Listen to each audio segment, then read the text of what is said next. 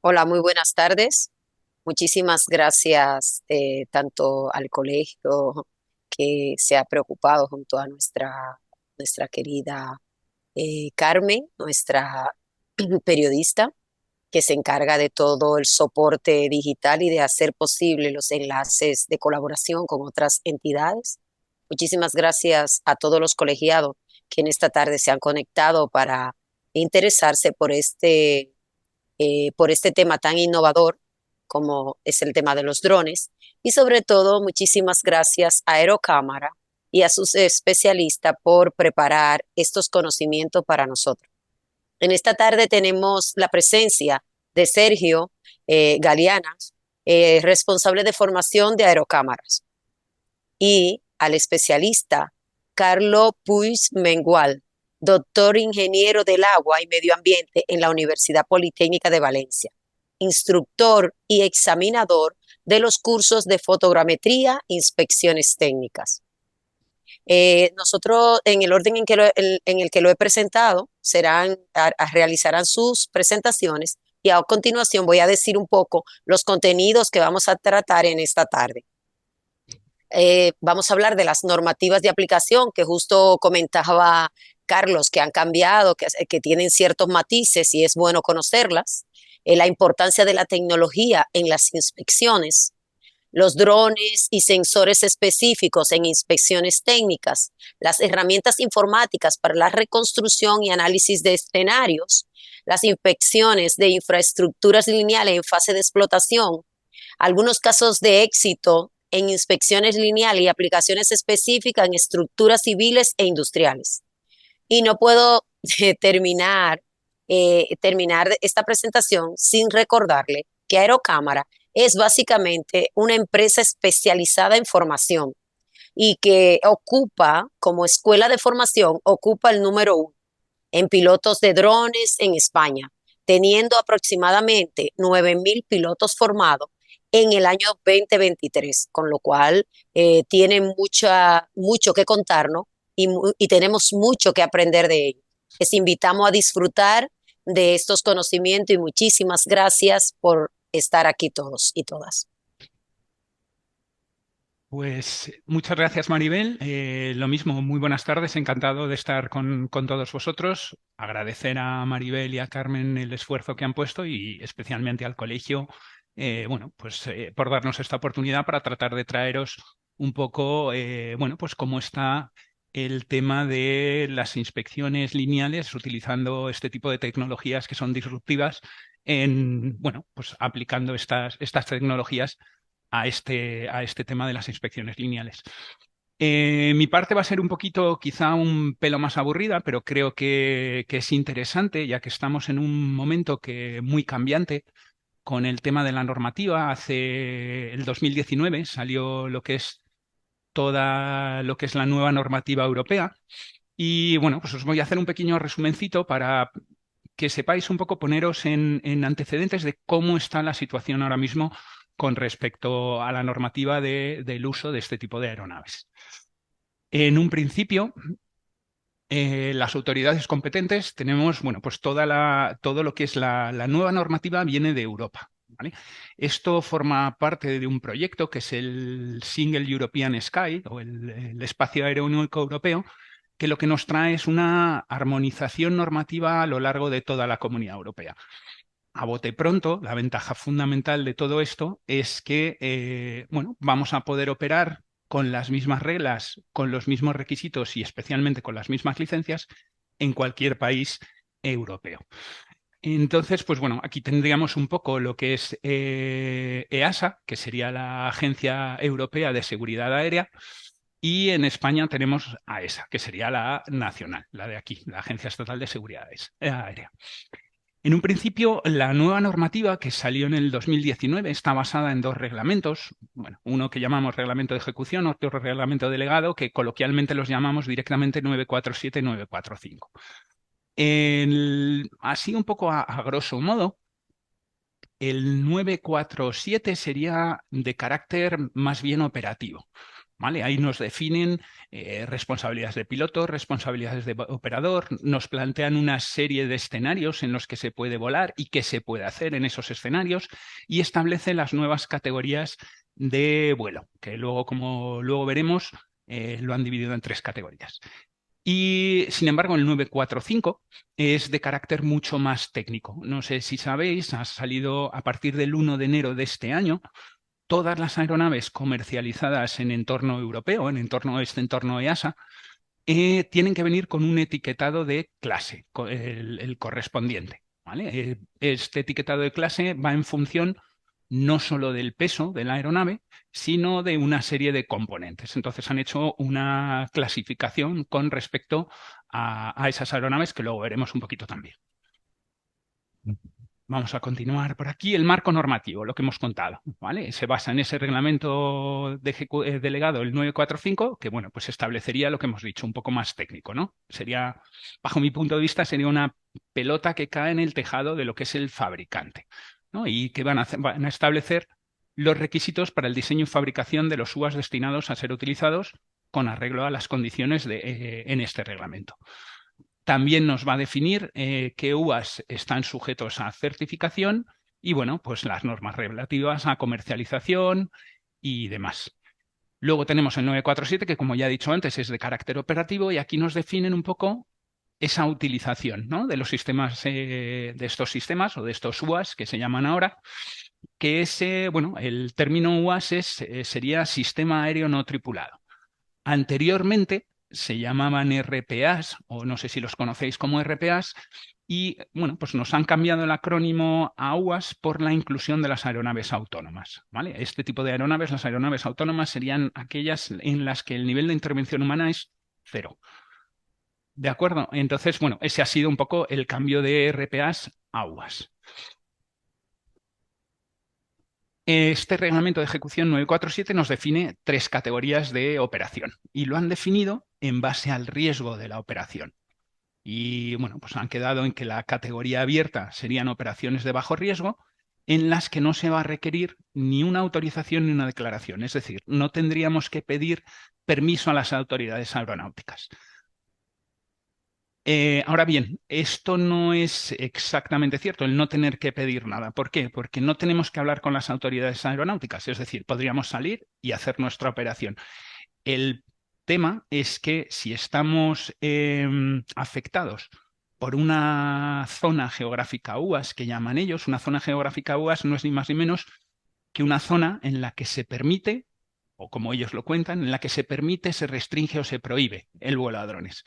Mucho más fácil sería decir, oye, si me dices que me permites, me restringes o me prohíbes, dime qué tengo que hacer para volar aquí y acabaríamos bastante antes. Es más fácil de entender de qué se tratan estas zonas geográficas UAS si atendemos un poco a sobre qué zonas se implementan o zonas, áreas, infraestructuras implementas. Entonces, pues, por ejemplo, lo que son parques naturales, infraestructuras críticas, que es el objeto un poco de hoy, todo este tipo de inspecciones lineales siempre lo llaman, bueno, o están circunscritas en lo que es esas infraestructuras críticas. Pues no sé, una zona militar, todo este tipo de zonas afectadas por un aeropuerto, un aeródromo, helipuerto, bueno, pues tendríamos que conseguir esa coordinación para poder hacer en categoría abierta.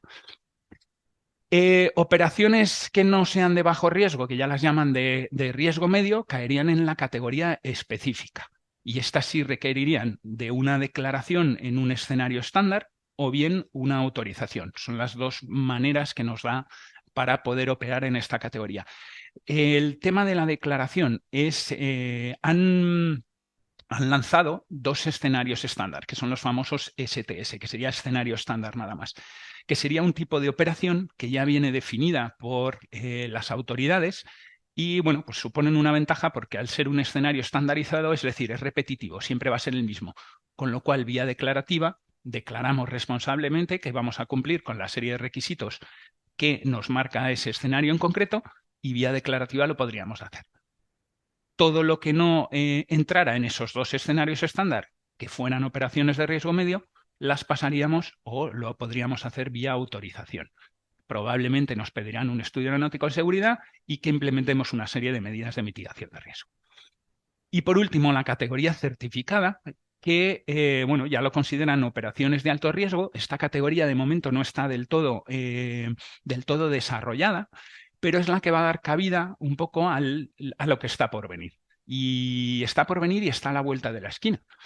Que sería, por ejemplo, el transporte de personas, el transporte de mercancías, todo este tipo de cosas. Bueno, aquí tenemos, esto es precisamente lo que ha venido este 1 de enero del 2024, en el que nos marcan, bueno, pues los principales requisitos para poder volar en categoría abierta. El tema de las inspecciones lo vamos a poder hacer indistintamente. Nosotros somos los que vamos a escoger en qué categoría queremos volar, dependiendo de lo que queramos hacer. Bueno, y aquí tenéis un poco, voy a explicarlo un poquito así por encima para no entretenernos mucho. Serían, como veis, han dividido en esta columna de aquí estas nuevas categorías de drones o esta nueva clasificación de drones que iría del C0 al C6. Y bueno, pues aquí tenemos un poco lo que serían bueno, pues las condiciones, las restricciones operacionales y los requisitos formativos. Empezaríamos con, esto sería todo categoría abierta, como veis está subdividido en tres subcategorías, que serían A1, A2 y A3. Bueno, pues para la subcategoría 1, que serían operaciones, recordar, de bajo riesgo y con drones de menos de 250 gramos, C0 y C1. Esto que pone aquí construcción privada sería cualquier dron que nos pudiéramos construir nosotros de este estilo. Los legacy que pone aquí son los transicionales, es decir, ¿qué ocurre ahora con todos los drones adquiridos antes de la entrada en vigor de esta norma? Los llaman legacy, o transitional, o transicionales, o heredados. Bueno, pues estos drones que serían de menos de 250 gramos serían los que menos limitaciones tienen. Bueno, y nos dice que no se recomienda volar por encima de personas no participantes, que llaman ellos. Para ser persona participante no participante, tendríamos que informar de la operación a esa persona y además nos tendría que dar su consentimiento explícito para que pase a formar parte de la operación. Y luego, en toda la categoría abierta, estaría prohibido el vuelo sobre concentraciones de personas o reuniones de personas. Esto del tema de reuniones, concentraciones de personas es un término tremendamente subjetivo, porque nos cuentan que una concentración de personas es un grupo de personas que por su densidad no puede disolverse en un momento de peligro. Con lo cual, bueno, pues bastante subjetivo porque dependería un poco de nuestra apreciación. Oye, ¿se pueden disolver? No se pueden disolver. Y bueno, y como veis, los requisitos formativos, al ser la subcategoría clase que menos peligrosidad conlleva, pues simplemente familiarizándome con las instrucciones del fabricante sería más que suficiente. Dentro de esta subcategoría 1 también tendríamos bueno, pues lo que serían los C1, ya completamente acordes a lo que es la nueva clasificación y los nuevos requisitos.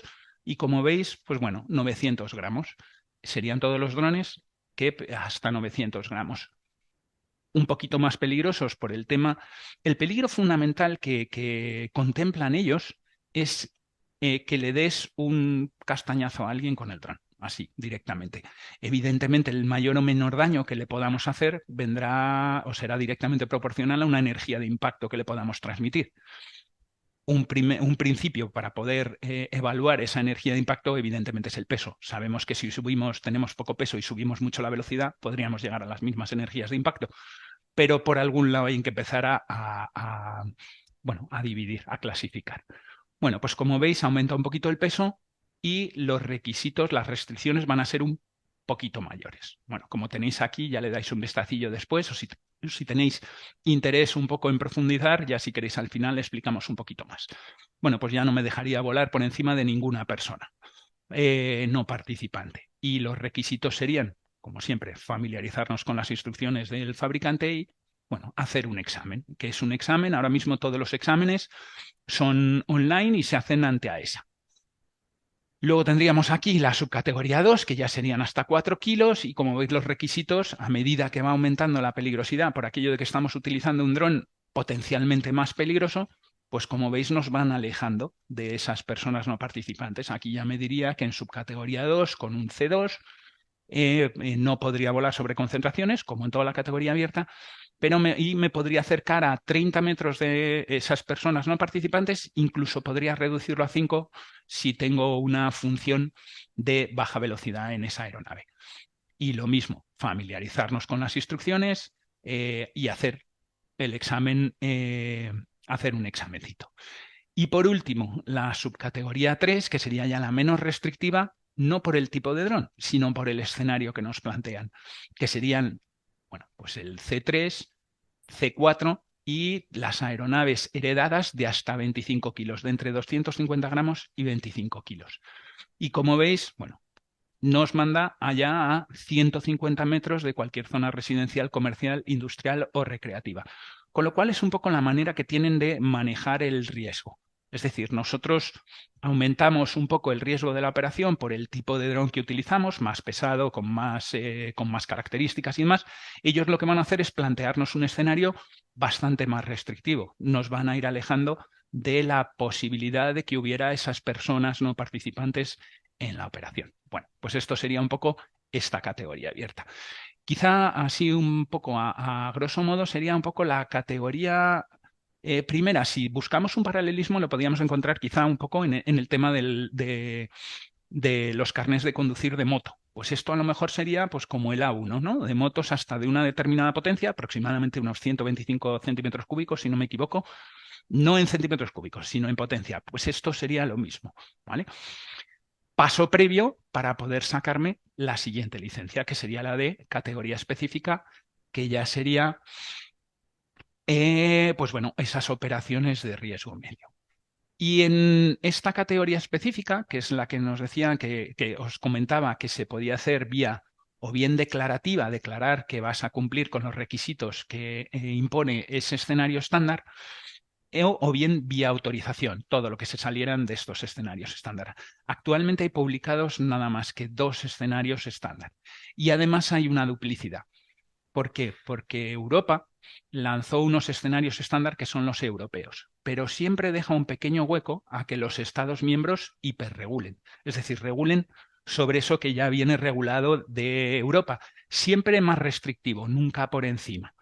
¿Vale? Entonces, pues bueno, mientras la diferencia fundamental entre los europeos y los nacionales es que los europeos nos obligan a hacerlos con ese nuevo tipo de aeronaves. No es que sean un nuevo tipo de aeronaves, sino con aeronaves con etiquetado de clase.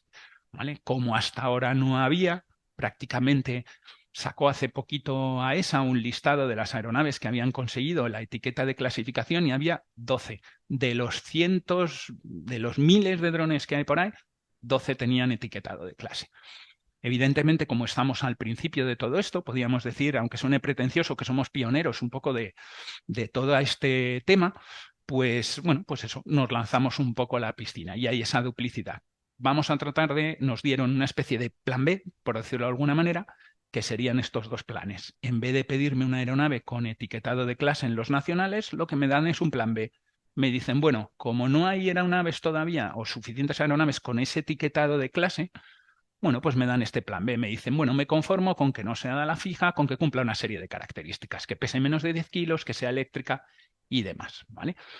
En toda la presentación, que luego os daremos, bueno, tenéis aquí un poco los enlaces a la norma, por si tendréis curiosidad y queréis indagar un poquito más. Toda esta duplicidad de escenarios estándar nacionales con los europeos va a estar vigente.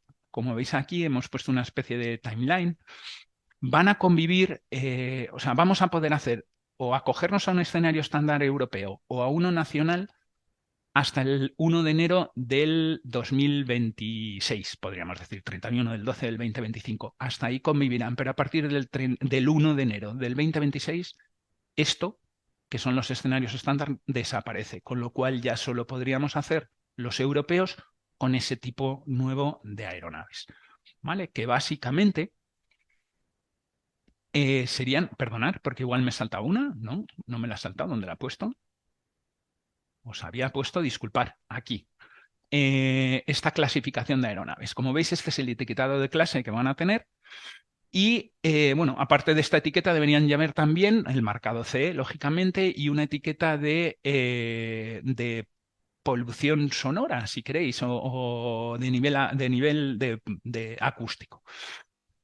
Y básicamente, aquí os he puesto un poco esa división, que el C0 sería hasta 250 gramos, pero recordar que no por el mero hecho de pesar menos de 250 gramos ya va a ser automáticamente un C0, ¿no? Es una primera aproximación. Pues recordar, como os he dicho antes, un poco que era una cuestión de peso y de equipamiento.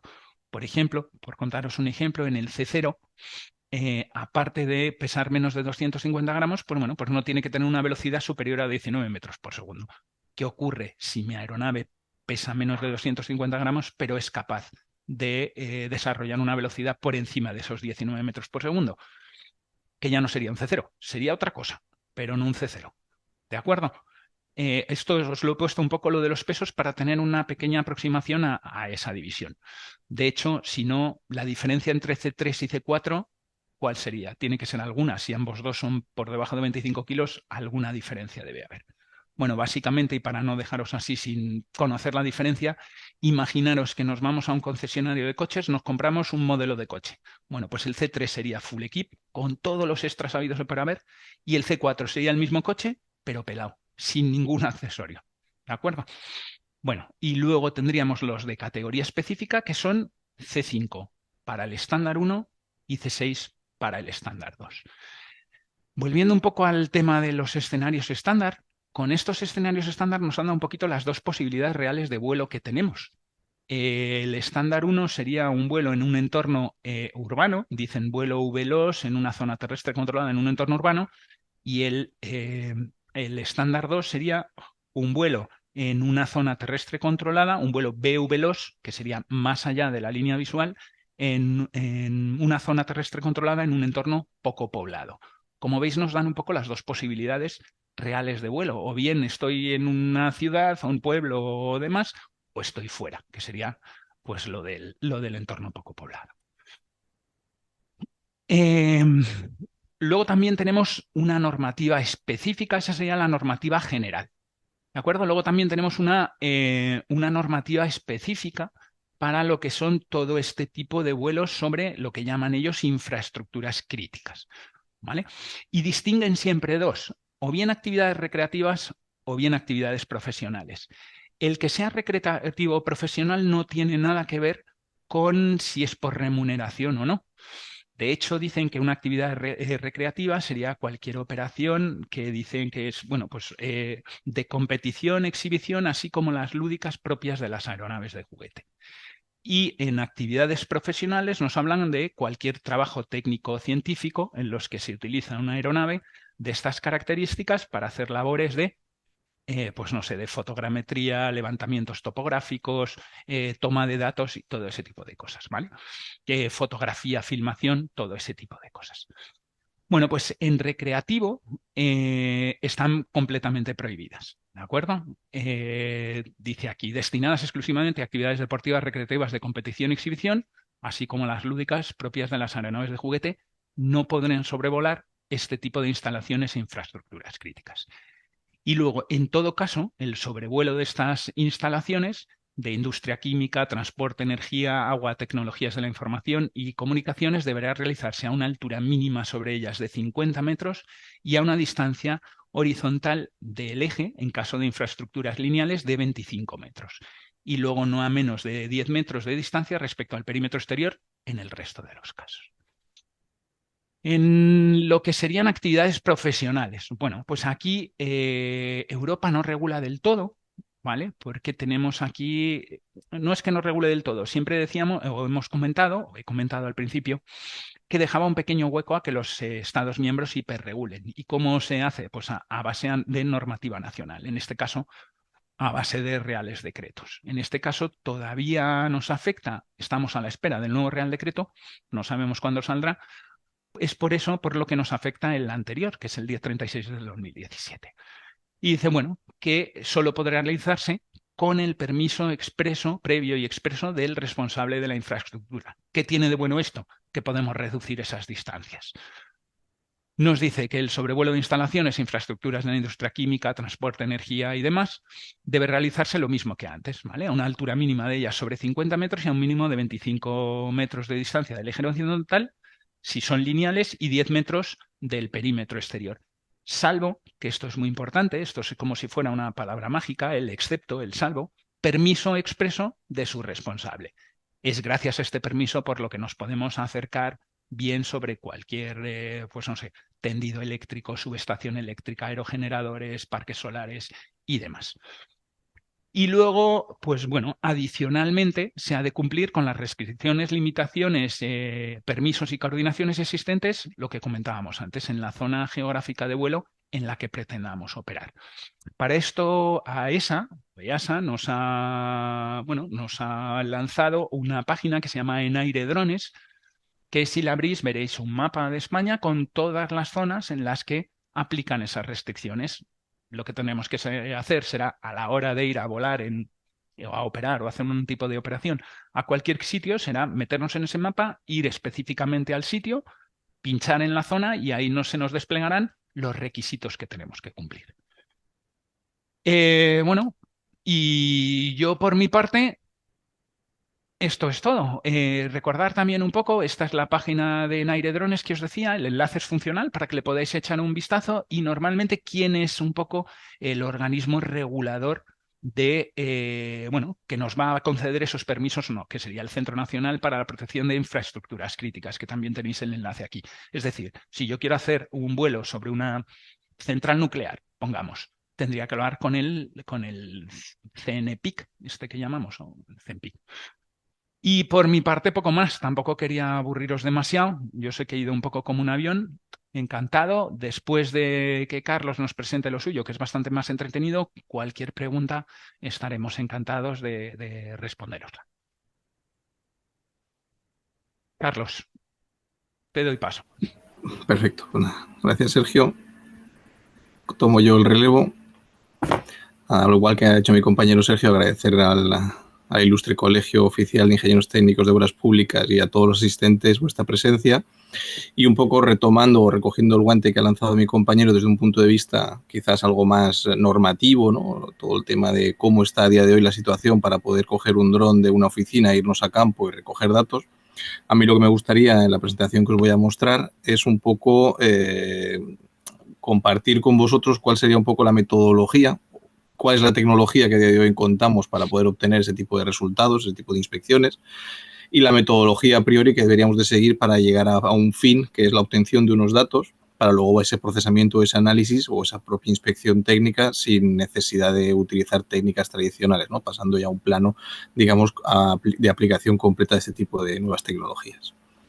Voy a compartiros, a ver si comparto pantalla.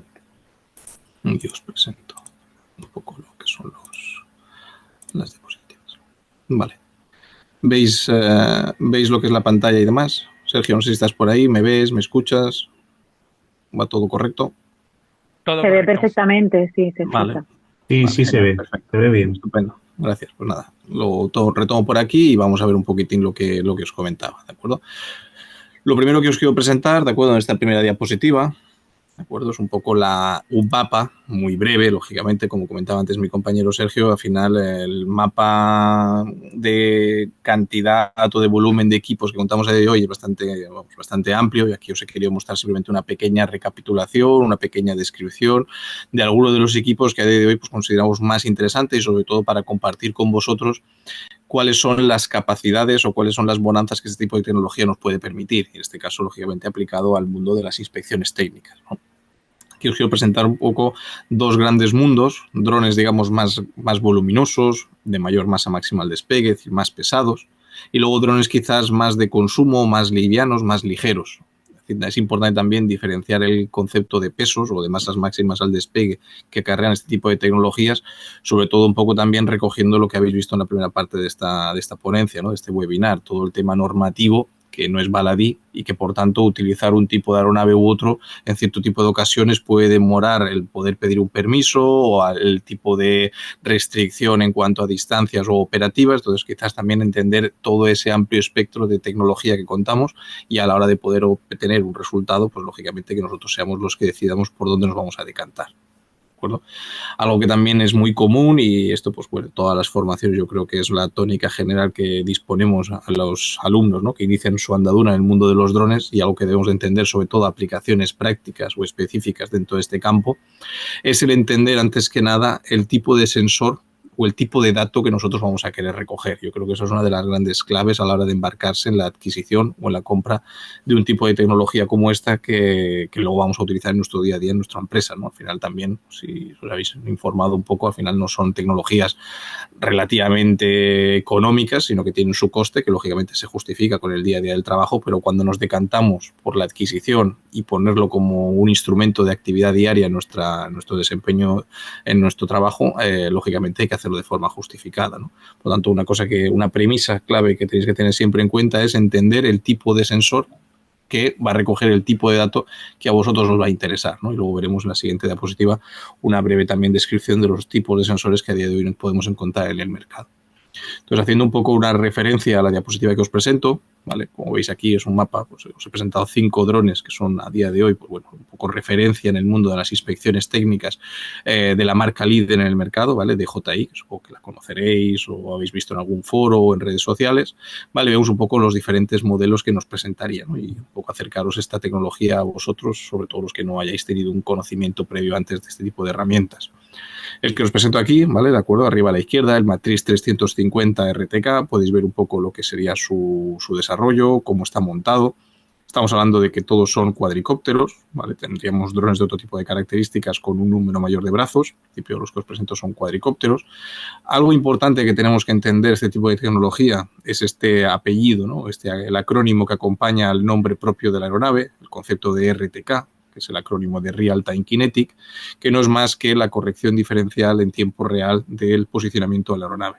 Esto, lógicamente, a la hora de obtener datos, nos va a brindar tanto una estabilidad y una seguridad en vuelo ante posibles interferencias y, sobre todo, la información procesada, ¿no?, o geoetiquetada con tecnología RTK, luego va a ser mucho más fácil su interactuación y su modelado en gabinete a través del software específico, ¿no? Es decir, es un salto cualitativo en el tipo de datos que estamos recogiendo.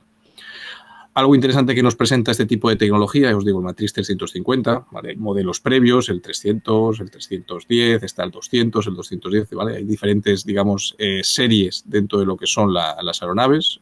El predecesor de este sería el 300. Algo interesante que nos plantea esta herramienta, como podéis ver aquí, es una configuración, una instalación triple de sensores. Es decir, esto es una combinación que es bastante rara de ver en la mayoría de equipos, ¿vale? Poder montar hasta 3 cámaras independientes en una misma aeronave. Esto, lógicamente, a la hora de hacer capturas o registros de datos es muy interesante porque en una sola pasada o en un solo vuelo capturamos 3 informaciones diferentes. ¿De acuerdo? Y no solo eso, sino que además algo muy curioso, y esa versatilidad que nos brinda esta aeronave, es la posibilidad de incorporar cámaras en la parte superior, en la parte cenital del equipo. Esto para todo lo que son inspecciones de bóvedas, de pilas, de acueductos, túneles, etcétera. Es una tecnología muy, muy versátil y muy interesante que nos brinda esa posibilidad de acceder a ese tipo de información, que de otra manera, pues lógicamente, como veis en este tipo de drones, tienen ese faldón o ese techado, por decirlo así, que impide lo que es una proyección del sensor a más de 15, 20 grados sobre la horizontal de la cámara. Por lo tanto, nos limita si queremos hacer ese tipo de obtención de datos. Si no es el caso, pues lógicamente no habría mayor problema. Entrando un poco en otra tecnología, ¿vale? Este equipo estaríamos hablando de no llegaría a los 10 kilos, ¿vale? 9 kilos aproximadamente. Depende, lógicamente, también del número de cámaras que le instalemos, pero estaría rondando esos 9 kilos aproximadamente. Aquí en la parte inferior encontraríamos otra tecnología, una tecnología también nueva, de los últimos modelos. Este 350 no debe de tener más de un año en el mercado. El 30T estamos hablando de un año, año y medio aproximadamente. Este equipo cuenta con una cámara fija, no es como el anterior que permitía el intercambio de cámaras. Aquí sí que estamos jugando con una cámara única, luego hablaremos de qué tipo de cámaras lleva cada dron, pero es un equipo, como veis, que también cuenta con ese sistema de antenas RTK, ¿vale? Al final no es más que, si alguna habéis trabajado o habéis hecho algún levantamiento topográfico de campo, no es más que la típica antena GNSS de campo para hacer una recolección de datos, hacer un levantamiento de campo. Pues esa tecnología está también embedida en lo que es la tecnología de los drones y nos permite o nos brinda ese posicionamiento más preciso en vuelo, ¿vale? Y irse marcado en la metadata del dato. Este equipo estaríamos hablando, bueno, de unos 4 kilos aproximadamente. Así que hay un cambio importante entre el equipo de antes y este. Y luego encontraríamos una nueva línea, una nueva gama de drones que también no tendrá más de un año y pico desde que se lanzó por parte de los compañeros de DJI, que es una serie, el Mavic 3 Enterprise. Vale, lo bueno de esta tecnología, como veis, serían 3 hermanos, cada uno de ellos tiene unas particularidades o unas especificaciones distintas, sobre todo versan en el tipo de la carga de pago que cuentan. Vale, que os he dejado un poco también los indicativos por si luego queréis acceder a bibliografía o algo de información en la nube para que podáis un poco también contrastar las características o las prestaciones que brindan de forma más detallada. Aquí, por ejemplo, el de arriba del todo, este sería el 3E, ¿vale? El Mavic 3 Enterprise. Este está sobre todo orientado por el tipo de cámara que integra para el tema de levantamientos tridimensionales y hacer reconstrucciones fotogramétricas, por el tema de la distorsión que presenta la cámara, casi vamos, una cámara métrica, ¿vale? Prácticamente sin distorsión radial. Luego encontraríamos el segundo equipo de esta línea del 3M, que sería el 3T, ¿vale? Un equipo que ya cuenta con sensores que veremos después para el tema de inspecciones técnicas, como podría ser el caso del 30T o el 350. Cuenta con cámara térmica, cámara RGB, con diferentes aumentos. Y luego también, bueno, estaría un poco fuera del tiesto de lo que se plantea en el topic de este webinar, que sería la agricultura de precisión, ¿vale? Con el 3M. Este equipo lo que plantea es una cámara multiespectral, ¿vale? Es decir, para hacer un análisis a partir de diferentes bandas, la recogida de información de las diferentes reflectancias en función de las bandas del espectro electromagnético. ¿Vale? Como digo, este tipo de datos estaría más orientado a ver el estado de cultivos, el estado de masas de agua, etcétera, etcétera. Lo bueno de estos equipos, como veis que el frame es el mismo, cuenta también con un sistema RTK a bordo, por lo tanto nos brinda esa seguridad o ese tipo de información como hablábamos anteriormente en equipos más grandes, y lo bueno es que nos permite esa versatilidad en cuanto, si yo tengo un equipo, pues el tema de mandos y baterías pues son de alguna manera reciclables o interoperables con las diferentes aeronaves, cosa que por ejemplo no pasa en estos equipos, ¿vale? Que son bastante más estancos, por decirlo así. Entrando un poco ya de lleno en la parte, como os decía, que nos puede llegar a interesar más, sobre todo en ese primer paso a la hora de obtener la herramienta que mejor se conjugue para nosotros, ¿vale? Aquí a la derecha, en esta barra vertical que veis aquí, os presento algunas de las cámaras, sensores que son más comunes o solemos trabajar y utilizar en lo que son tanto nuestras formaciones como los servicios que nosotros desarrollamos, ¿no? Son cámaras o sistemas que, como os he mostrado anteriormente, solo sería posible instalarlas en la línea del matriz 300 o 350, que digamos que es la línea más top o la línea más avanzada de instrumental y de vuelo para el tema de las inspecciones técnicas que brinda DJI, ¿vale? Las demás cámaras son fijas. Y aquí os quiero presentar pues, una descripción breve de diferentes tipos de sensores que podríamos montar y con los que adquiriríamos esa información con el dron. Os presento en la parte superior un LiDAR. Vale, supongo que muchos de vosotros lo conocéis, entendéis la tecnología, incluso habéis podido trabajar con este tipo de datos. El LiDAR, pues como sabéis, no es más que un sensor que lo que hace es un registro masivo de pulsos láser. Es decir, lo que está capturando son nubes de puntos en tiempo real de forma masiva. Este ya es el L2, ¿vale? Había un modelo predecesor que era el L1. El L2, pues lógicamente mejora la densidad de puntos y la posible interferencia de rebote. Es una cámara, yo os digo, muy interesante y muy polifacética, sobre todo a la hora de integrarse en diferentes sectores dentro de las inspecciones técnicas. Luego hablaremos de algún ejemplo. Luego, en este segundo nivel o en este segundo piso, os presento dos cámaras, dos sensores, como es el FLIR XT2 o la DJI H20T. Estas son las cámaras un poco de referencia que nos encontraríamos, pues como os decía antes, en cámaras fijas como la del 30T o la del 3T. ¿Vale? Porque este es el sensor un poco de referencia para el tema de las inspecciones técnicas, porque como veis aquí un poquito más en grande, cuenta con esa diferente matriz de sensores, ¿no? Tiene una cámara RGB de diferentes aumentos, ¿vale? Para encontrar hasta el mínimo detalle de imperfección o de incidencia sobre lo que es la infraestructura. Luego también tendríamos una cámara térmica, ¿vale? Para la recogida de datos, para la visualización de posibles incidencias o gradientes térmicos. Y luego, además de tipo de sensores, que como digo, están sobre todo orientados al tema de las inspecciones técnicas, nos brinda también un telémetro láser. Un telémetro láser que nos permite en todo momento mantener una distancia de seguridad sobre el objeto. Que, como comentábamos también anteriormente, en este tipo de inspecciones técnicas, pues, bueno, los escenarios no siempre son muy afines o muy cómodos de volar, ¿no? Siempre vamos a encontrar algún tipo de riesgo y ese tipo de instrumento quizás nos brinda esa seguridad a la hora de obtener datos. En paralelo, como os digo, os presento también una cámara de FLIR, ¿vale? También integrada completamente para DJI, para este tipo de equipos. Y este caso, al tener la tecnología FLIR, si alguno de vosotros también pues, habéis podido trabajar en algún momento con cámaras térmicas de mano, ¿vale?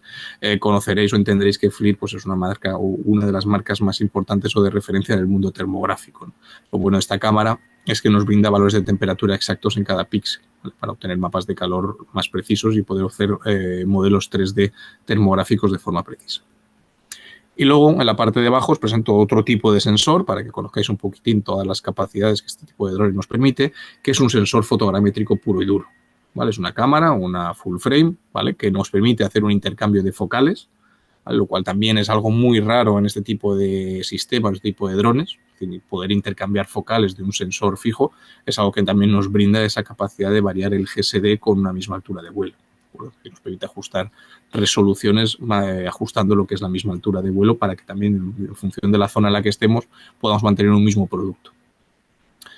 Luego la parte central os presento pues, bueno, un accesorio, un elemento complementario que se anidaría a los drones que os he presentado que tiene ese sistema RTK, que es una estación de tierra. ¿Vale? Una estación de tierra que permite conectarse con un punto fijo, como una especie de una base GPS a la aeronave para brindarle una redundancia adicional a las redundancias potenciales que genera de las diferentes constelaciones satelitales. ¿Vale? En principio también este tipo de drones ya de nuevas generaciones ya obtienen información no solo de Compass y GPS, sino también de Galileo y GLONASS, ¿de acuerdo? Es decir, las 4 constelaciones más importantes de este caso de sistemas GNSS de campo.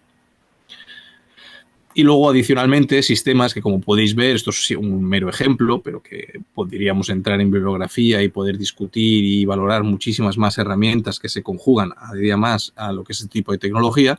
Tendríamos, por ejemplo, el radar CSM de onda circular. Es un sistema que se superpone a la parte superior de la aeronave, que lo que permite es hacer una detección mucho más precisa de, en este caso, posibles obstáculos. Este tipo de tecnología se utiliza sobre todo para transectos longitudinales, transectos lineales, para las inspecciones de tendido eléctrico. No solo el propio tendido, sino también de presencia de vegetación y la cuantificación de posibles incidencias relacionadas. Y luego también, a modo curiosidad, insisto, para ver un poco todo ese amplio espectro de tecnología que a día de hoy se presenta y es conjugable a este tipo de aeronaves no tripuladas, un magnetómetro. Es un instrumento que se adhiere o se instala dentro de lo que es la aeronave con un mini PC propio y permite hacer mapeados, entre comillas, como si fuera un georradar, con menos profundidad, lógicamente, pero de forma aerotransportada, permite hacer, digamos, una digitalización, una reconstrucción 3D de un ligero espesor del terreno, ¿de acuerdo? Que permitiría obtener información enterrada, ¿no? Información dentro de la propia superficie terrestre. Una pequeña franja, porque no es un georradar y además está aerotransportado, pero sí que obtendríamos esos mapas. ¿De acuerdo? Pues un poco, ya os digo, una breve descripción de lo que sería el aporte tanto a aeronaves no tripuladas como su conjunción con los diferentes sensores. ¿Vale? Es decir, aquí las combinaciones son prácticamente infinitas en cuanto a aeronaves y en cuanto a sensores. Y también muchísimas veces encontraréis distribuidores y fabricantes que plantean soluciones ad hoc. Es decir, yo tengo una necesidad, yo requiero un dato muy específico, un testeo, dilataciones, grietas, humedades, porosidades, etcétera. Pues habrán diferentes instrumentos que se podrán ver de qué manera conjugarlos a un instrumento como son los drones, porque todos los que estáis aquí pues ya podéis entender el alcance y las funcionalidades y simplicidad operativa que plantea este tipo de instrumentos, pues lógicamente es ver cómo conjugar diferente tipo de tecnología para este tipo de soporte. Bien, entendiendo un poco lo que es el punto de partida tecnológico, tanto sensórica como aeronaves no tripuladas, vamos a ver un poco lo que sería una metodología al uso para obtener los datos finales, ¿no? Hay que entender que en el mundo de los drones las fases de trabajo, los softwares necesarios y la formación específica que debemos de entender a la hora de poder satisfacer las necesidades finales de un proyecto de inspección técnica van por diferentes etapas. Una primera fase será una fase de registro o captura de los datos. Yo tengo mi dron, yo tengo mi sensor, perfecto, pero yo ahora tengo que ir a campo a recoger los datos necesarios. Para ello hay software específico de muchísimos tipos, de muchísimas casas comerciales. Yo aquí os presento uno, lo dejo así también a modo de bibliografía. Es con el que nosotros solemos trabajar, como decía antes, tanto en formación como en servicios. Es bastante potente. El día de mañana, si os integráis con él, veréis que nos plantea muchísimas posibilidades y combinaciones. Y aquí tenéis pues unas breves capturas de pantalla para que veáis exactamente esto cómo funciona, ¿no? Un software de planificación de vuelo es un instrumento que permite hablarle al dron en el idioma que él va a entender y en el que nosotros, como operadores o responsables, le vamos a dictar cómo quiero que el dron vuele, cómo quiero que la cámara registre información, simple y llanamente. Para eso, lógicamente, hay unos scripts, hay unas guías operativas y hay diferentes funcionalidades y algoritmia ya integrada en este software que, como digo, hablan el mismo idioma que habla el dron, ¿vale? Y se conjugan de una manera única. Aplicaciones de este tipo de software, pues veis aquí diferentes ejemplos. Podríamos estar hablando de levantamientos extensivos o superficiales para hacer un levantamiento de un terreno, de una ladera, de una vertiente, para hacer un modelo tridimensional de una zona extensiva. Veríamos también en este caso un levantamiento 3D de lo que sea una zona longitudinal, un transecto lineal. En este caso puede ser un soporte para el tema de un tendido eléctrico, puede ser un gasoducto, un viaducto, un transecto lineal de obra civil, ¿de acuerdo? Y luego tendríamos otro ejemplo, en este caso volcado o intentando generar un análisis de un elemento tridimensional, un elemento puntual tridimensional. Ahí vemos una iglesia, podría ser un edificio, podría ser un aerogenerador, podría ser cualquier elemento que tenga ese desarrollo vertical y sea un objeto, ¿no? Es decir, una fotogrametría orientada a un objeto vertical. Como veis, este tipo de software y una de las grandes capacidades que nos brinda, por eso yo le tengo pues, cierto cariño, lo uso casi en el día a día, es la posibilidad que nos brinda de incorporar información 3D de revisión. Es decir, la mayoría de softwares veréis que es 2D. Este realmente es como si fuera el Google Earth.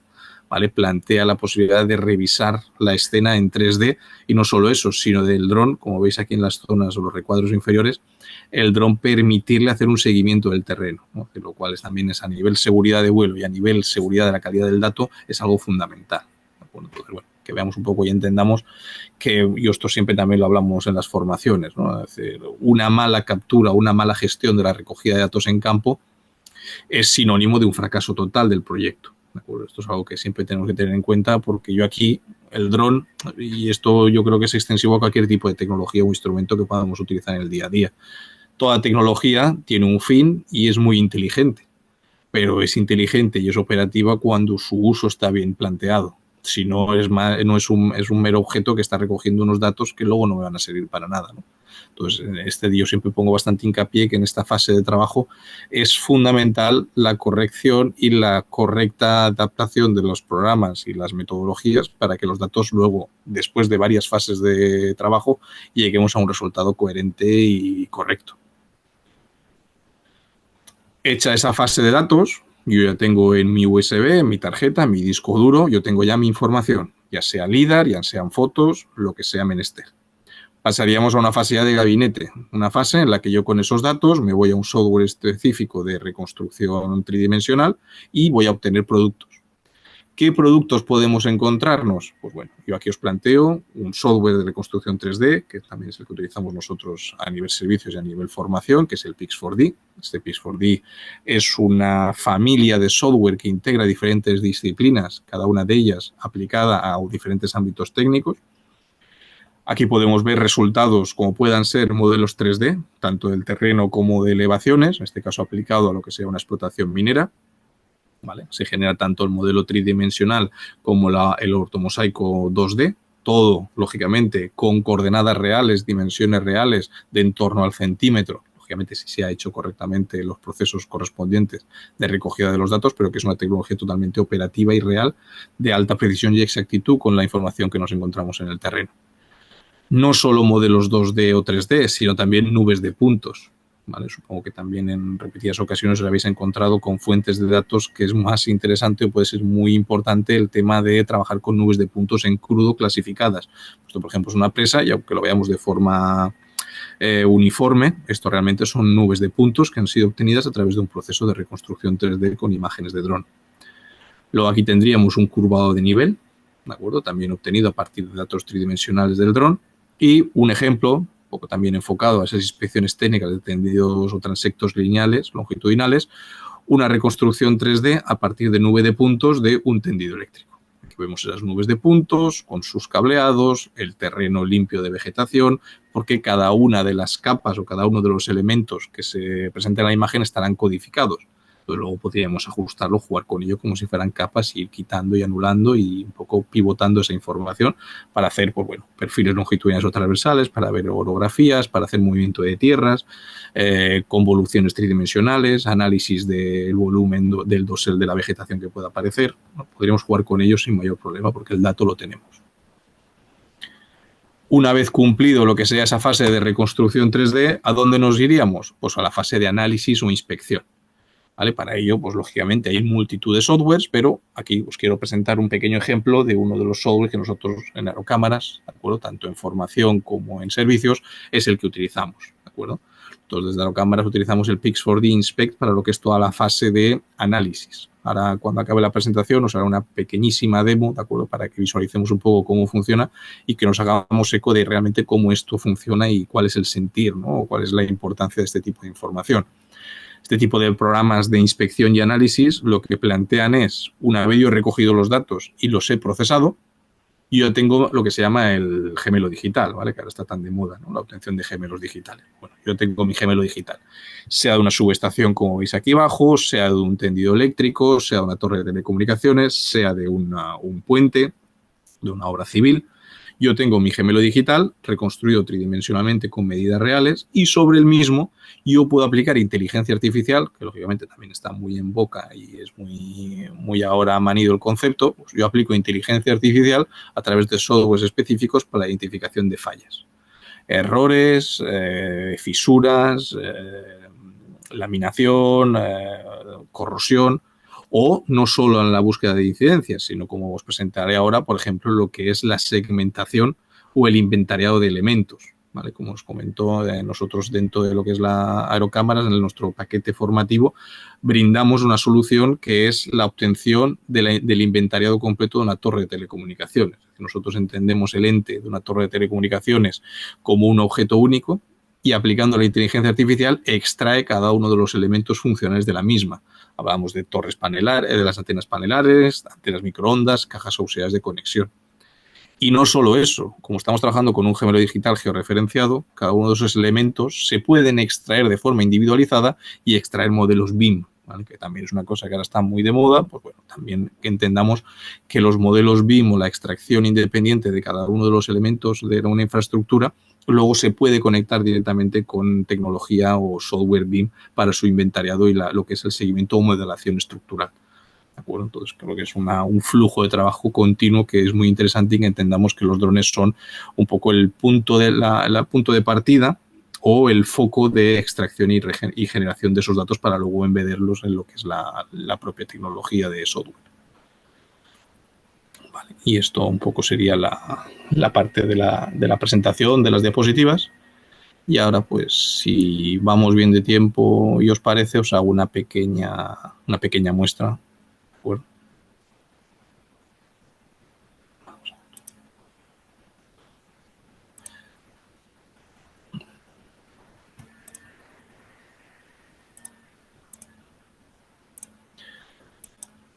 Vale. ¿Se ve mi explorador? Sí, perfecto, Carlos. Vale, pues como os comentaba, ¿de acuerdo? Es un simple ejemplo, el software Pix4D Inspect que trabaja en la nube, ¿de acuerdo? Nosotros lo tenemos todo el respaldo en la nube. Y aquí tenemos, aunque parezca una imagen, esto realmente es el modelo 3D, que si yo me acerco no deja de ser una nube de puntos. ¿De acuerdo? Nube de puntos en la que yo puedo identificar y analizar, pues, elementos inventariados de forma automática, como son, por ejemplo, pues esta antena de microondas. Esta antena de microondas, ¿de acuerdo? Se ha generado automáticamente su extracción, esta caja o este cubo que ha identificado el elemento. No solo eso, sino que ha elegido la foto que mejor se adaptaba a la identificación del elemento. Y no solo eso, sino que con esa inteligencia artificial me permite hacer una identificación de las características geométricas del objeto, como son sus ángulos a los tres ejes, inclinación azimut y plomada, sus dimensiones, como es el ancho, la altura y la profundidad de este tambor de antena microondas, y las coordenadas, latitud, longitud y altitud, respecto al irisoide de referencia, del centroide de este elemento. Además, también su altitud respecto a la línea de referencia de lo que sería la torre, ¿no? Al igual que encontramos una antena de microondas, también encontraríamos las antenas de telefonía. De la misma forma, verifica la antena que mejor se adapta, es decir, la foto que mejor adapta a la antena y su información, en este caso, numérica, ¿de acuerdo? De posición y de dimensiones.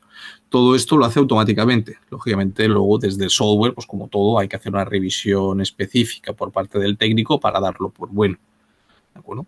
Lo bueno de estos softwares no solo es esta integración interactiva de los datos y la obtención de información numérica y de mediciones precisa y exacta, sino que podemos interactuar sobre ella. Es decir, yo aquí, por ejemplo, nosotros podemos crear anotaciones. Si vemos algún tipo de incidencia, nosotros podemos decirle, oye, pues vamos a hacer algún tipo de fallo. Lo seleccionamos aquí. Si me deja. Vale, por ejemplo, aquí. Vendríamos aquí y nosotros podríamos seleccionar.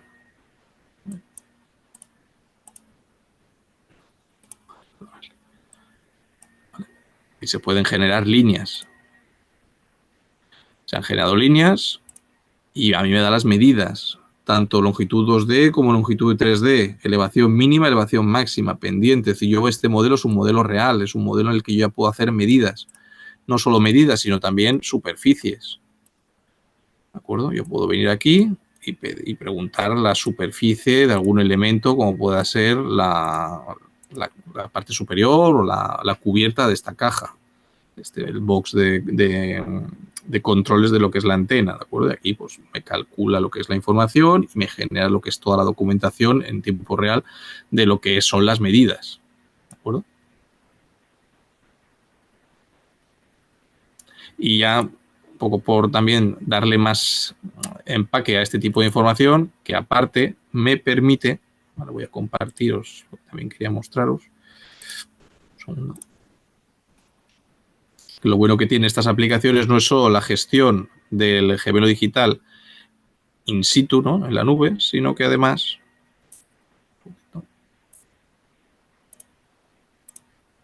vale, veis también el informe, ¿no? Lo bueno que tiene estas aplicaciones es que directamente me permite exportar un informe con las diferentes macros, ¿vale? Ya integradas, con una información directamente ya, bueno, maquetada y lista para presentar, con posibles anotaciones, cuadros de diálogo, toda esa información, la imagen que hace referencia al punto de incidencia, ¿vale? Todo, digamos, ya listo para ser imprimido y para ser, digamos, compartido con los técnicos o para tenerlo archivado, ¿no? Aquí os presento el de una antena de telefonía. Podríamos ver también ejemplos, pues eso, ¿no? De diferentes tipos de situaciones como presas, tendido eléctrico, etcétera, etcétera.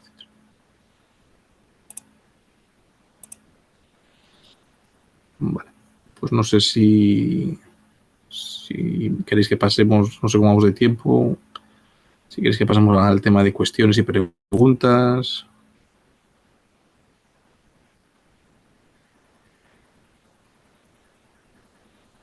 Como tú quieras, Carlos. De momento solo tenemos una pregunta en el chat. Si quieres, vale, pues te la paso. Pues sí. Vale, si es para mí o no sé si es para Sergio. Sí, es para ti porque era sobre el magnetómetro. Vale, preguntaba qué tipo de profundidad podría obtener en viario público. El magnetómetro, en principio, lógicamente va a depender del nivel de compactación de lo que es el terreno, ¿vale? Es decir, estamos hablando que ese tipo de tecnología, su objeto principal o para lo que fue ideado es para la búsqueda de minas antipersona, en terreno abierto, con tierra, en este caso, removida, y podríamos estar hablando de 40 centímetros aproximadamente de profundidad. No suele llegar al medio metro, también depende de la altura de vuelo. No hay en este principio información o estudios de aplicación para entender bajo de una superficie compactada con las diferentes tahorras y las diferentes superficies compactadas dentro de un viario realmente si eso podría interactuar. Entiendo que lo dice sobre todo por el tema a lo mejor de tuberías o de saneamientos que puedan discurrir por el tema de entornos urbanos. El magnetómetro en cuestión, o el tipo de tecnología que yo os he presentado, va sobre todo orientado a espacios abiertos, ¿no? Es decir, en terreno natural en el que la compactación no es tan agresiva o no hay diferentes capas superpuestas de materiales compactados o ya cohesionados, ¿no?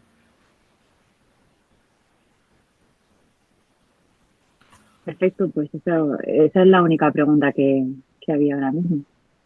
Ah, vale. Yo quería preguntar, no sé si puedo entrar directamente. Sí, sí, claro. Ah, Perfecto. hola, mira, soy Óscar Carballo, el decano del Colegio de Ingenieros de Obras Públicas, de los Ah, graduados de Ingeniería Civil. Lo primero es Bien. daros las gracias por la presentación tan interesante, de un tema tan interesante y tan útil para la ingeniería civil.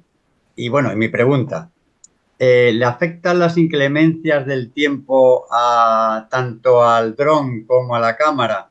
Es decir, ¿podríamos hacer también inspecciones de alta montaña con nieve, con bajas temperaturas? Hacer una inspección en Siberia, por ejemplo, hacer una inspección en un volcán, por ejemplo, con temperaturas muy altas, o en una plataforma petrolífera con vientos, con lluvia, con...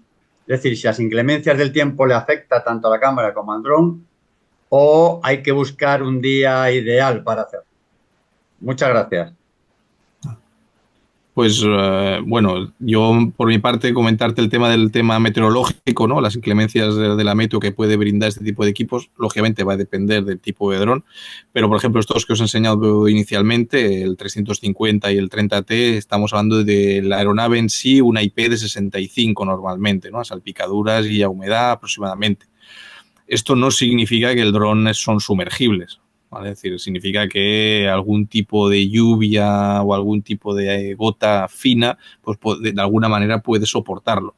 Aquí entramos siempre en el mismo debate, ¿no? Es decir, bueno, si tiene una IP65 y lo que son las sensores, estamos hablando de 55, 54, depende del sensor.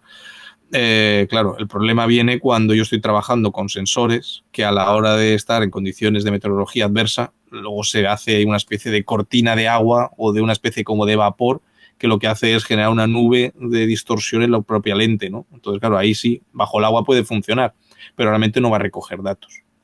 En cuanto al tema de frío y demás, no debería de tener mayor problema. El frío sí que, bueno, tiene un rango, lógicamente, de temperaturas, ¿vale? Este tipo de drones ya de las gamas Enterprise tienen capacidades de que las baterías son autocalefactables, ¿vale? Estaríamos hablando, discutiríamos del tiempo que tardaría en arrancar o parar un equipo desde el suelo a coger la temperatura de trabajo, pero eso me preocupa menos, ¿vale? Yo, en principio, bueno, yo he podido colaborar y he trabajado con equipos de investigación para hacer, digamos, estudios de deformaciones de glaciares, ¿vale? En principio se puede trabajar de una forma más o menos coherente y sin mayor problema. Lógicamente, si hay una nevada copiosa que va generando una especie como de telilla de nieve o de agua en la lente, pues sí, podrá volar más o menos, pero no vamos a recoger datos.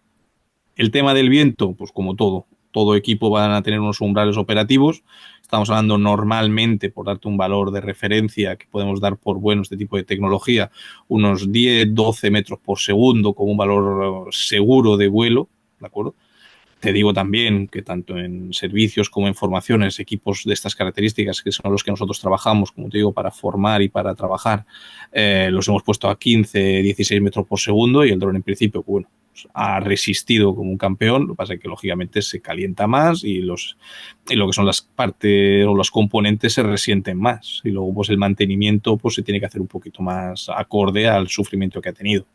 y luego, perdona, Trabajar en zonas de alta montaña, perdón, y con eso ya termino, es decir, trabajar en plantas petrolíferas, en zonas de remotas, así de marítimas, en principio tampoco es mayor problema.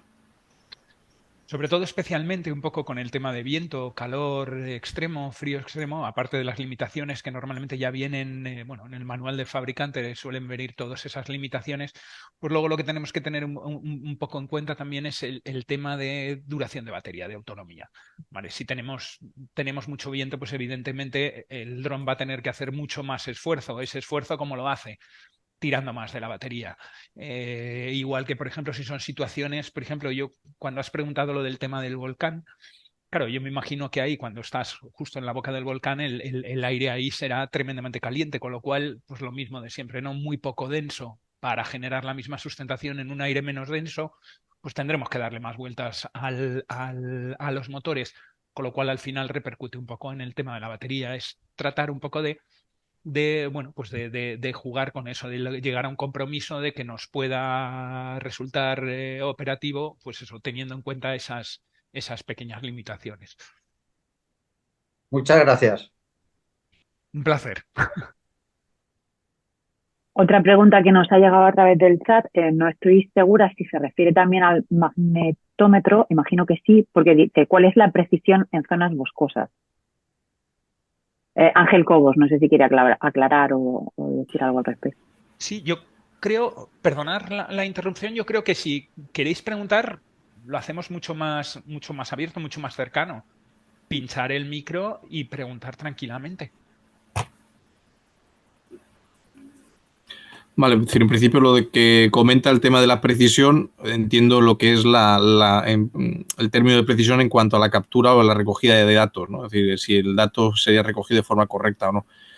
Es decir, el magnetómetro, insisto, el magnetómetro actúa o va directamente al terreno. Claro, si nosotros tenemos un magnetómetro que aproximadamente para que su efecto sea correcto tiene que estar a unos 10, 20 metros, no mucho más del terreno para que realmente no haya una dispersión de las ondas y podamos generar ese mapa de profundidades, en zonas boscosas realmente ese papel lo vamos a perder.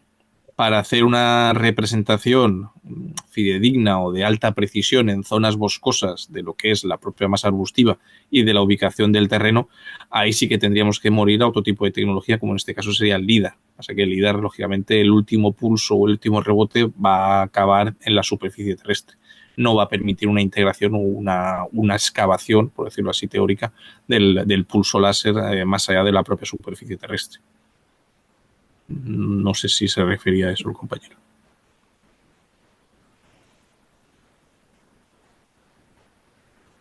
Dice que sí, muchas gracias. Vale. Buenas tardes, soy José Luis Rivas. Quería preguntar cuál es el proceso para llegar a ser piloto para realizar inspecciones. ¿Con una categoría abierta podría realizar, aparte del cursillo de la realización de estas inspecciones, o necesitas una específica o una certificada? Sí, certificada, en certificada de momento, como no está del todo desarrollada, es una categoría que dejamos ahí un poco en stand-by de momento. Lo podrías hacer en cualquiera de las dos categorías, o bien en abierta o bien en específica. Ahora bien, si uno de esos escenarios estándar, que decíamos el que era un poco fuera de entorno urbano, precisamente lo han puesto un poco, yo creo, o lo han tratado de estructurar de manera que se hagan o para todo este tipo de operaciones, ¿vale? Si queremos inspeccionar una línea eléctrica, pues lo que nos interesa es hacer unos cuantos kilómetros, no cada 100 metros coger y cambiarnos de spot para volar. El estándar 2 nos daría un círculo de radio de 2 kilómetros, con lo cual al final podríamos inspeccionar 4 kilómetros bajo un escenario estándar. Yo creo que para este tipo de operaciones lo más adecuado sería tener esa categoría específica. Ok. Pero das la posibilidad, ¿no? Que con la abierta Sí. pudieras realizar operador o piloto, ¿no? Sí, no, son cosas distintas, ¿vale? Okay. Operador, piloto, operador es cualquier persona se puede dar de alta como operador, no tocar un dron con un palo el resto de su vida y ser operador de. Sí. Los pilotos, el 99% de las ocasiones van a tener también que ser operadores. El 99% de las ocasiones. ¿Por qué digo? Porque ese 1% que yo digo, por ejemplo, a lo mejor sería el caso de Carlos y mío, que estamos trabajando en aerocámaras, entonces hablamos bajo el paraguas de aerocámaras, pero en el momento que nos salgamos de ahí, cojamos un dron propio porque queremos ir a grabar cualquier cosa, tendríamos que ser operadores también. Con lo cual, por eso decía, yo creo que casi va prácticamente aparejado. Operador-piloto va aparejado. Okay. Y como te decía, o sea, yo creo que no hay mucha diferencia. Volvamos un poco al tema de las motos, lo del A1 y el A. ¿No? Pues ya, mira, puedo llevar todas las motos y Santas Pascuas. Pues ya puedo volar todas las aeronaves y listo. No me limito yo a mí mismo. Vale, además no hay mucha diferencia ni teórica sería un examencito más de los mismos temas casi que te proponen en la categoría abierta, quizá un poquito más en profundidad, pero básicamente aquí un poco lo que nos ha enseñado un poco el día a día, nadie se saca la categoría abierta solo. Es un principio perfecto. Además, recordar que es gratuita en AESA. O sea, tú la categoría abierta 1 a 3 la puedes hacer directamente en AESA y completamente gratuita. Bueno, de hecho, los exámenes son todos gratuitos. Y perdona, señor José, ¿son todos teóricos o necesitas algún...? Eso es. Ah, La categoría abierta es solo teórico. ujú. ¿Vale? Y No, la- no, y- no lleva una práctica aparejada, excepto, bueno, recordáis, tiene una pequeña particularidad, el A2 que estaba por en medio sí que lleva una cosa que llaman autopráctica. En fin, bueno, suena un poco a, pues autopráctica, ¿qué suena? Un poco como a cachondeo, con perdón de la expresión, ya. porque, bueno, pues te dicen, firmándome una declaración responsable conforme has hecho esto, yo me lo creo. Por eso digo que suena un poco flojo. La categoría específica sí lleva la habilitación precisamente en esos dos escenarios estándar, que esa es la parte práctica. Ok, gracias. Muchas gracias. Nada.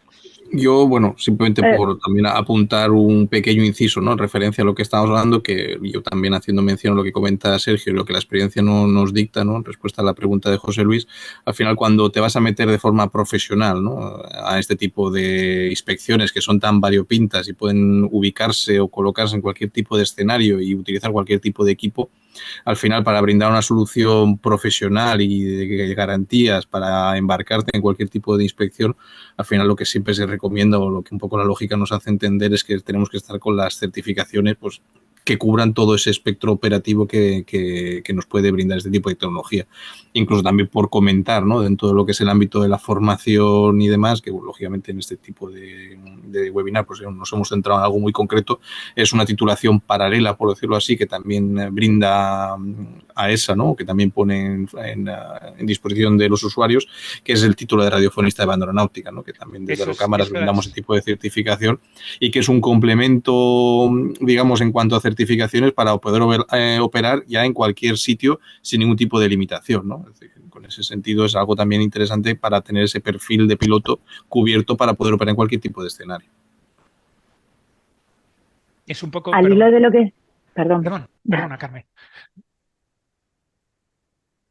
No, hay una pregunta más al hilo de lo que estáis comentando de alguien, Ricardo, que dice, que nos escribe desde Tenerife. Y dice, en esta isla tenemos 2 aeropuertos y bastantes helipuertos. Vale. ¿Qué formación es necesaria para volar cercano a estas infraestructuras? Digamos, por ejemplo, unos 3 kilómetros.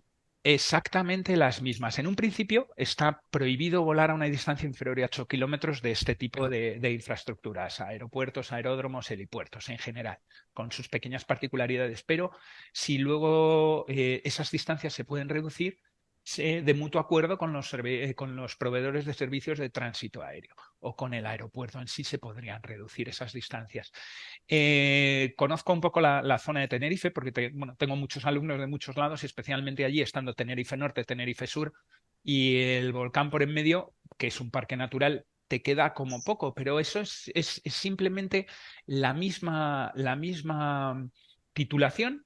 Lo que pasa que luego es un pequeño tema, por decirlo de alguna manera, burocrático. Tendríamos que, no necesitamos ninguna titulación, con esta nos es más que suficiente, pero sí tendríamos que conseguir esa coordinación, esos permisos y especialmente en lo que son con aeródromos, aeropuertos, helipuertos, pues como somos participantes un poco de ese entorno aeronáutico, un usuario más, como si fuera una avioneta, un avión o un helicóptero, tendremos que coordinarnos de la misma manera que se coordinan ellos, que es vía radio. Por eso Carlos muy bien decía que el tema de radiotelefonía es muy importante, porque incluso aunque estemos en un aeropuerto o un aeródromo pequeñito que hay por ahí, pues no sé, de montaña, de los bomberos, o un helipuerto de bomberos, o un pequeño aeródromo de ultraligeros, pues nos van a hacer mantener esa escucha activa. La coordinación la hacemos entre nosotros, entre los usuarios, con lo cual, para no limitarnos, como muy bien decía Carlos, el paquete completo para no tener ningún tipo de limitación sería sacarse un STS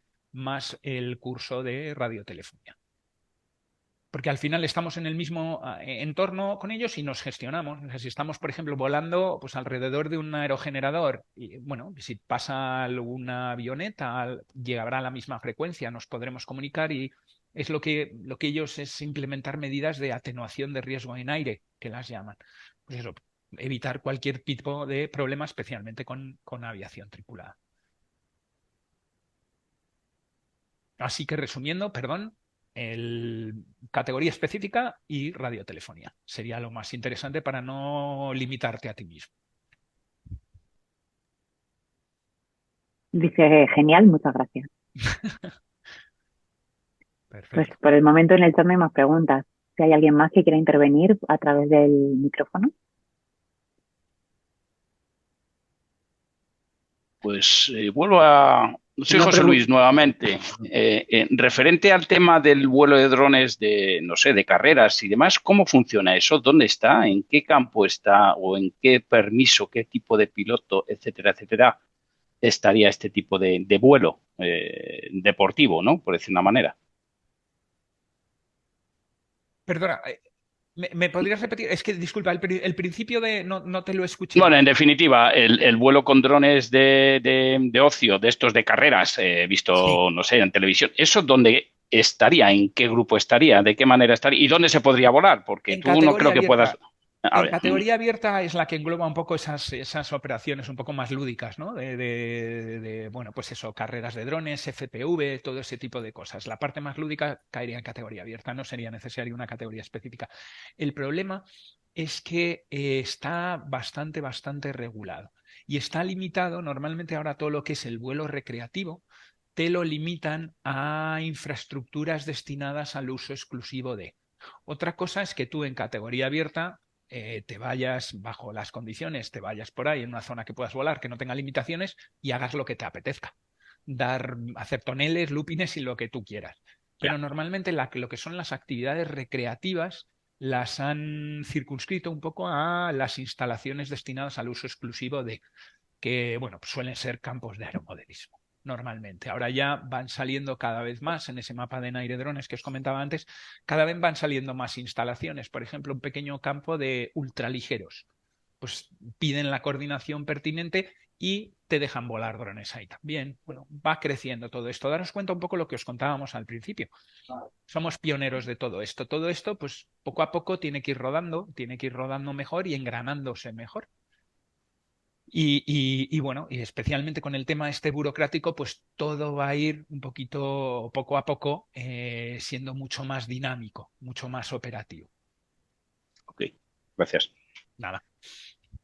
Una pregunta quería hacer, otra pregunta. Óscar Carballo, ¿cuentan también con algún tipo de seguro? Hablo porque si inspeccionas algún tipo de bien de una catedral, un palacio, alguna cosa así, ante un accidente que pueda dañar algo, ¿cuenta con algún seguro obligatorio? Ahora mismo sí. Ahora mismo el seguro es obligatorio, ¿vale? Para cualquier tipo, incluso, y sería un seguro de responsabilidad civil, ¿de acuerdo? Ajá, Incluso si es para un vuelo recreativo, también se necesita un seguro de responsabilidad civil. ajá. Muchas gracias. Nada.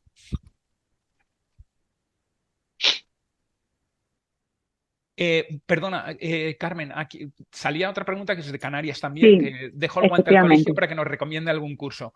Nosotros como Aerocámaras, de hecho, tenemos un acuerdo con el CITOP o con el colegio, vaya, en el que os podéis beneficiar de una serie de descuentos en todos los tipos de cursos que tenemos. De hecho, en la presentación que os dejaremos, en la mía, en la de reglamentación, os he puesto 2 QRs, ahí podéis obtener toda la información relativa no solo a los cursos de piloto, sino al resto de cursos que hacemos específicos, donde Carlos, pues bueno, es nuestro instructor principal, que serían, bueno, pues hacemos cursos de varios ámbitos: fotogrametría y topografía, de inspecciones técnicas, de agricultura de precisión, logística, mantenimiento. Tenemos un catálogo de cursos bastante extenso y simplemente escaneando ese QR podéis acceder a toda esa información.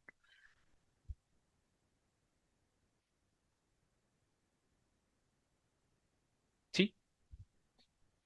Vale. Lo que he Luego, hecho, perdona, lo que he hecho es compartirlo.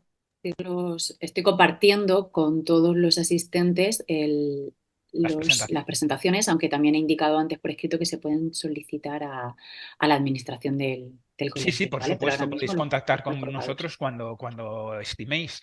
A distancia, no, podríamos decir, tenemos unos cursos online, que son así un poco de aproximación y luego los cursos que nosotros hacemos son mixtos. Tienes una parte online y luego una parte presencial. Tenemos aquí, por ejemplo, aquí el de inspecciones técnicas, que de hecho empezamos uno la semana que viene. Tenemos un acuerdo con el Parque Experimental de Sotavento aquí en Galicia y bueno, por decirlo de alguna manera, es como una especie de parque de atracciones para nosotros. ¿Por qué? Porque tenemos un aerogenerador, tenemos una subestación eléctrica, tenemos bueno, los aerogeneradores, el parque solar que acaban de montar ahora. Entonces, bueno, como que vamos de un sitio a otro dentro del mismo recinto. Bueno, pues eso, y es una parte presencial que consta de 3 días en los que, pues bueno, un día nos dedicamos a toma de datos del aerogenerador, el siguiente de la subestación eléctrica, luego por la tarde interpretamos esos datos.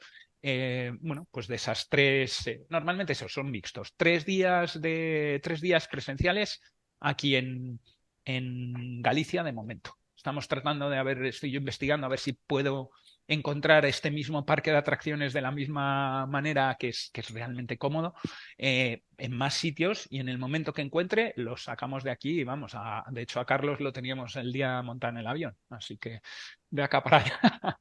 Así que pues eso, recordar eso, modalidad es semipresencial, podríamos decir, mixta mejor, ¿no? Una parte online que tenéis ahí, bueno, pues una serie de contenidos. Cuanto mejor llevemos esos contenidos, más lo vamos a aprovechar luego en lo que es el campo.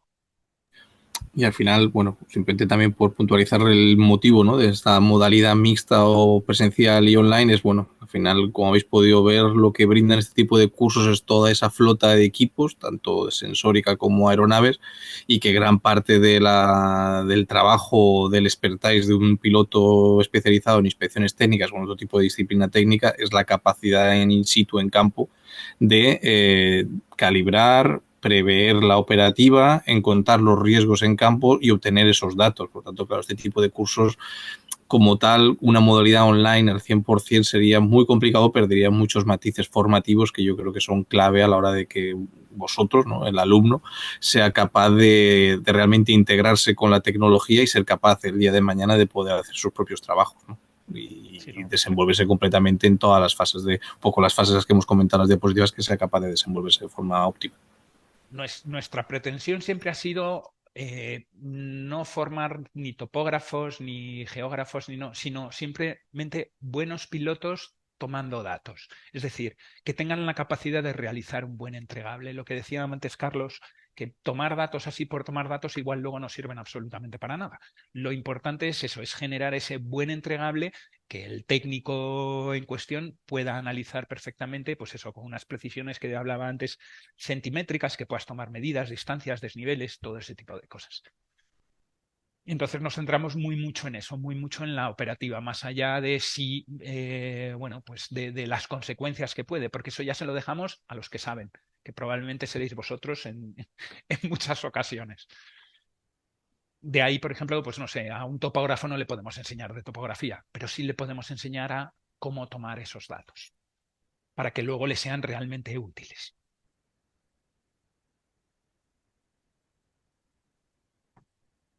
De nada, Cristian, encantado.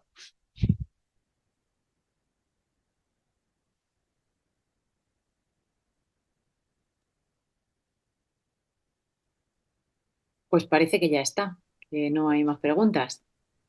Pues un placer, por mi parte, encantado, un placer.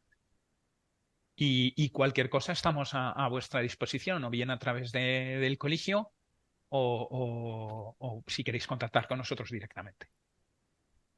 Maribel, ¿quieres despedir la sesión? Sí, vamos. Lo primero es, ¿sí, buenas? ¿Me escucháis? Sí. Bueno, ya lo hemos manifestado en varias ocasiones. Nosotros lo único que podemos es tener palabras de gratitud para esta empresa tan importante en el sector, Eurocámara, y tanto a Sergio como a Carlos, desearle lo mejor.